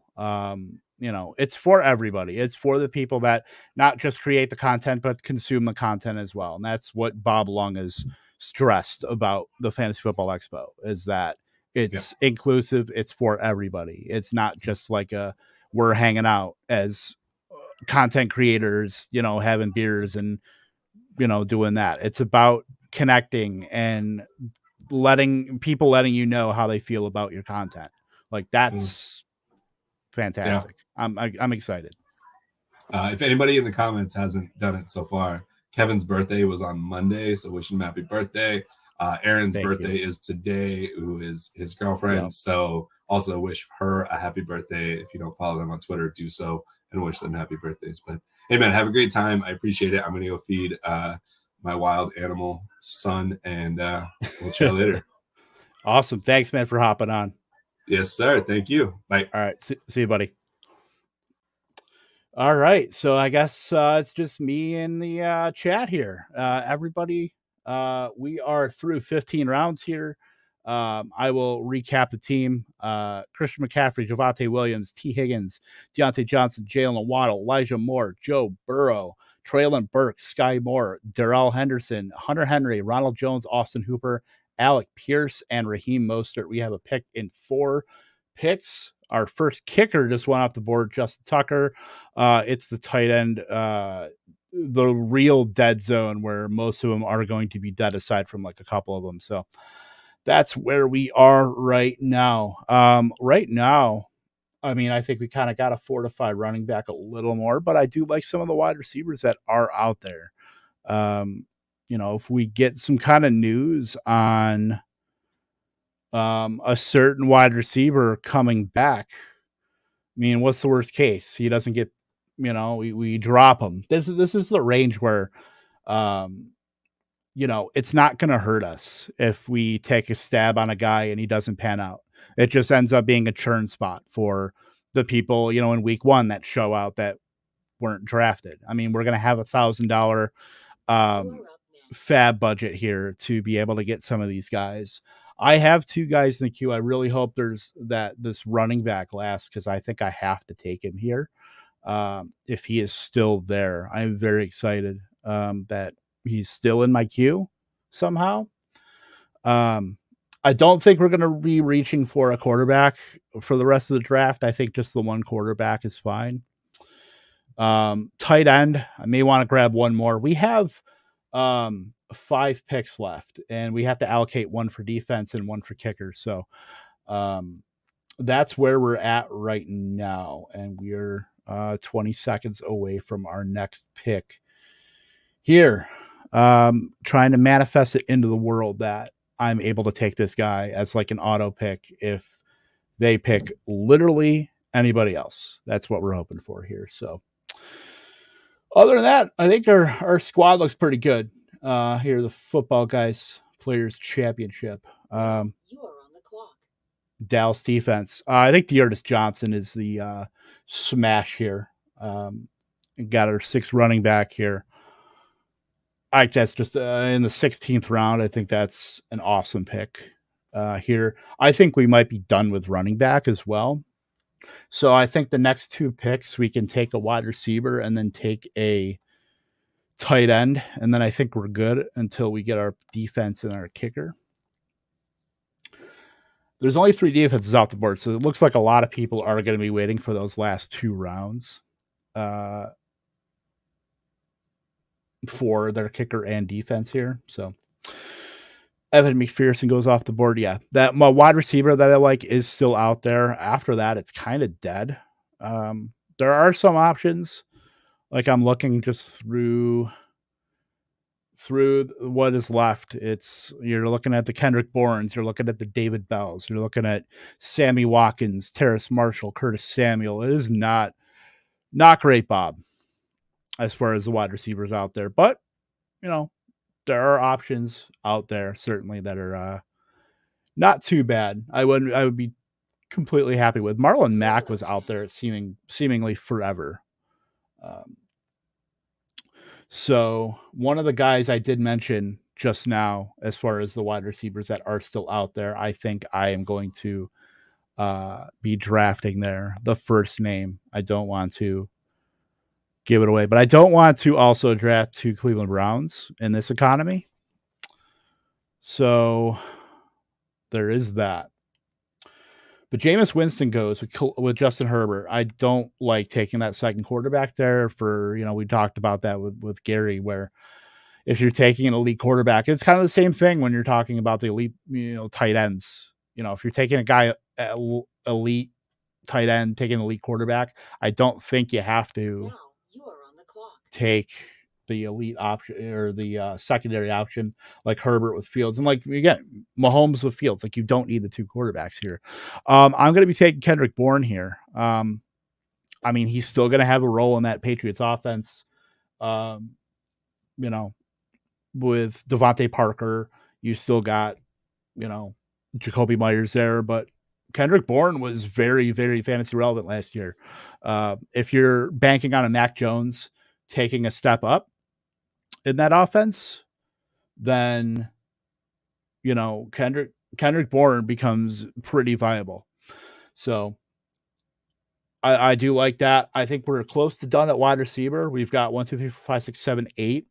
We took a lot of young stabs at wide receiver, which I really do like. Hoping, Sky Moore in that Chiefs offense is going to be, there is ambiguity there because, you're looking at Juju, you're looking at MVS as guys there, and you're hoping Sky Moore can work in the slot. And, obviously Kelsey is there too, but, that's the profile you're looking for. And they took him in the second round. Treylon Burks. It's very wide open in Tennessee too. Why can't Treylon Burks get 130 targets in that Titans offense? So really like those 2 upside swings. And then, we're going to be starting 3 wide receivers plus 3 flex. Or 2 flex, I'm sorry. So T. Higgins, Deante Johnson, Jalen Watt, Elijah Moore, like those guys are going to be in our lineups every week. Obviously minus the buys, but, definitely like the upside profiles of all those guys. Deante Johnson as steady as it comes. Really hoping Pittsburgh takes a step up at the quarterback department. But now we're getting to the point in these drafts where it's going to be a free-for-all, and a guy just took 3 defenses. I don't know how that slipped, my mind, but let's all point and laugh at Team 4. Buffalo, Dallas, New England. There's 4 defenses off the board, and that guy has 75% of them. So do with that information what you may. So yeah, we're looking at, kicker. We're going to get a fine kicker. We're going to get a defense. Not super worried. This is the point where I want to take those measured stabs. We have 1 more pick, and then we have to take the kicker. We have to take the defense. So I'm really looking at tight end here. And there's one guy that if he gets picked, I will probably cry on stream. I won't cry. I want to. And that's not because he would get taken. It's because I have to wake up in 7 hours to go to the expo. But yeah, if you know me, you know who I want. You know who I like is my upside swing at tight end. even amongst the Taysom Hill, Mo Alley Cox, Kyle Rudolph. It's not any of those guys, but he's being drafted around those guys. But there's also other upside stabs too. It's not just that guy. I mean, there are other younger tight ends. I mean, I'll just come out, Daniel Bellinger for the Giants. Like in a Brian Dable offense, if Daniel Jones can figure it out, like we talked about Kenny Galladay being an awesome pick at the ADP in the 9th round, like as the top target in that offense. Evan Ingram is obviously gone. He's in Jacksonville now. Right now it's like Ricky Seals-Jones, who's been a journeyman around the league and, pretty much been on half a dozen teams and isn't really going to stick anywhere. Like, why can't Daniel Bellinger be, a guy? There's going to be a top option that's going to be coming from this point of the draft. And this is another guy. Tim says it here, Trey McBride. Like, that's another guy that if the play is Zach Ertz is dust, there's a little bit of ambiguity in the beginning of the season with DeAndre Hopkins being out for 6 games. So right now you're staring down the barrel of Marquise Brown, Rondale Moore, AJ Green, Antoine Wesley. Why can't Trey McBride? They spent enough draft capital on him to where if they're going to be running like, Zach Ertz in the slot and like Trey McBride, why can't he get out there? And if he shows a lot more than like Zach Ertz, that's probably what you're hoping for. You're hoping for him to put up a Zach Ertz type, but at this point in the draft, like these are the upside swings you should be taking versus taking like a Jonnu Smith or a Kyle Rudolph. Like, I want no part of that. It's just, he provides a limited floor for you, a very dependent floor. Like, I'm looking at other wide receivers here, like Curtis Samuel. Like, we've seen him 2 years ago in Carolina, carve out a fantasy relevant role. Now he goes to Washington. He was hurt last year. Now back this year, they drafted Jahan Dotson. So they paid Terry McLaurin. Logan Thomas might be coming back a little bit earlier. And now your quarterback is Carson Wentz. Like, that's a very tough proposition to try to get the 4th pass catcher on a Washington offense that doesn't project to be that great outside of the top. You're hoping for a Jahan Dotson, a kind of a breakout to be finally that second option. Well, not finally, because Logan Thomas was really that. But if Logan Thomas is still Logan Thomas, after he got hurt, then that's a lot of the pie that's cut up for those 3 guys. And where does Curtis Samuel fit in? Like, I want the upside swings. I would rather take the young guy, have him, if he doesn't have a role, churn that roster spot. Like David Bell is a perfect example of that, where he had a really bad combine. He started to plummet down draft boards, but his comp, he's always been a physical guy. His comp is pretty much Keenan Allen. Keenan Allen had a terrible combine. That was pretty much due to injury, but Keenan Allen's been as steady as they come. Everybody wanted to say he was injury prone until he wasn't.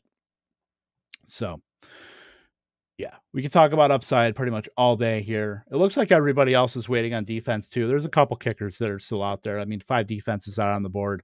1, 2, 3, 4. Now the 5th kicker has gone off the board. So we're looking pretty good here. Guy has 4 tight ends. Guy has 2 tight ends after our pick. So I think I'm just going to solidify that tight end now. And hopefully my guy is still there. We do have 1, 2, 3, 4, 5, 6 picks ahead of ours. So yeah, it looks like Travis Kelce, that manager, took Cameron Brate, which I think, you're hoping for the Tampa Bay offense to be just passing the ball 700 times again this year. Like, that's what you're hoping for. But I'm looking at some of these other teams, like the Team 9 that we were talking, Team 9, they had a great start. Took Saquon Barkley as the kind of anchor guy, and then reeled off 4 wide receivers, Josh Allen to stack with Diggs, took some running backs, took some stabs. Yeah, he took a lot of stabs on like younger players like Chris Olave, the rookie running backs, Isaiah Spiller, Tyrion Davis-Price, and then paired Noah Fant with Robert Tonyan. Robert Tonyan's tough because he might start the season on the PUP list. Just based on his ACL, I believe he tore that. I want to say it was a little bit early on, but why can't Robert Tonyan, catch 7-8 touchdowns? He's already going to like crush his ADP there. I mean, I think there's more room at least for him to earn targets now that Devontae Adams isn't there. So I don't hate Robert Tonyan. The only thing that I hate about it is the fact that you're probably not going to have him the first few weeks of the season. But as a staunch guy who is completely against Robert Tonyan, I've matured in my now 38 years on this earth. I don't mind him there. It's just, like I said, it's the injury that worries me. But ahead of like guys like Mercedes Lewis, Josiah DeGuara that haven't done it, Tyler Davis, Dominic Daphne, like those guys aren't going to be encroaching on anything Tonyan has if he's healthy. So not super worried about that. A couple defenses go off the board here. I'm trying to see if there's any other teams I like here. Team 10 with the classic anchor start with Dalvin Cook, 4 wide receivers, Darren Waller, Jalen Hurts, and then paired him with Devontae Smith. I like that a lot. Chase Claypool. So he's got 6 wide receivers, and then he just hammered running back. A lot of running backs in that group that I usually do, like Kenneth Gainwell, Carter, Herbert, Jamal Williams, Zamir White. I like that running back group a lot. I think he's going to be able to find RB2 production somewhere in there. So we had a run here of defenses. A kicker goes. Another kicker goes. I'm going to take that. I'm going to take that tight end here. I'm going to take Greg Dulcich to pair with Henry and Hooper as a if he can find a slot role, if he can cut into Albert O, something happens. He's more of a contingent play. And like I said, if he doesn't pan out, then we churn him. But this is going to be a tight end 3. This is going to be a 3 tight end bill no matter what, because we took Hunter Henry so late. But I really enjoy at least getting safe options in Hunter Henry and Austin Hooper in their offenses. I think they're very safe. And then Greg Dulcich is like the wild card play. So definitely like that there. We have to get a kicker and a defense now. So I will probably just kind of see what's out there. Like I said, we're going to be at the expo. We'll post some stuff up on the Lightning Round Fantasy channel at LR Fantasy. Next week is kind of TBD right now. We were going to have Liz Loza join us. She just got hired by ESPN, and she will be doing some stuff for them. So we're going to figure out what we're going to do next week. Potentially another draft. It is draft season, so we'll have a lot to talk about, I should say. I will take the kicker here and then go from there. Wish I had Linda here to tell me what kicker to pick, but you know what? I do like Brandon McManus a lot. I do like Greg Joseph a lot. I've always been the type of guy to take the kicker on not the best offenses, but like the next tier of offense, just because I don't want extra points. Like I don't want like a Butker that's going to get 6 extra points and not get a field goal attempt. Like I want guys that their offenses may stall and they'll have to kick field goals. Like Minnesota is like a perfect example of that. So Rodrigo Blankenship might get blanked out of his own offense. Like Matt Prater is great for like longer distance. Brandon McManus is really good in that thin air though. And they get to play in SoFi against the Chargers.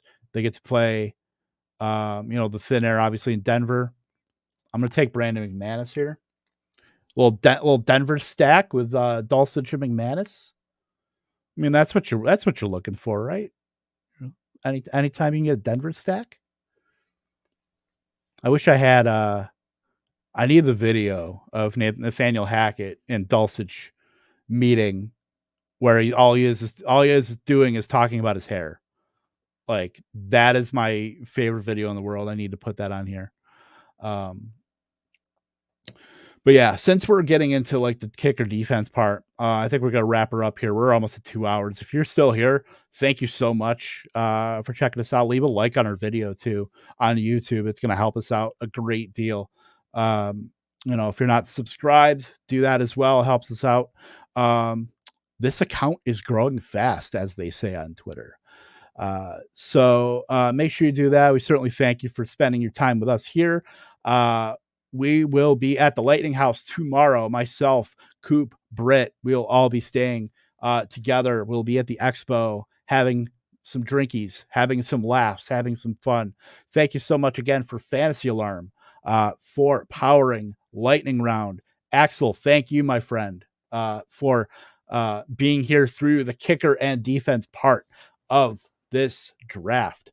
To summarize the team before we sign off: Christian McCaffrey, Javonte Williams, T. Higgins, Deante Johnson, Jalen Waddle, Elijah Moore, Joe Burrow, Traylon Burks, Sky Moore, Darrell Henderson, Hunter Henry, Ronald Jones, Austin Hooper, Alec Pierce, Raheem Mostert, Dearness Johnson, Kendrick Bourne, Greg Dulcich, more hair than I could ever dream of, and Brandon McManus.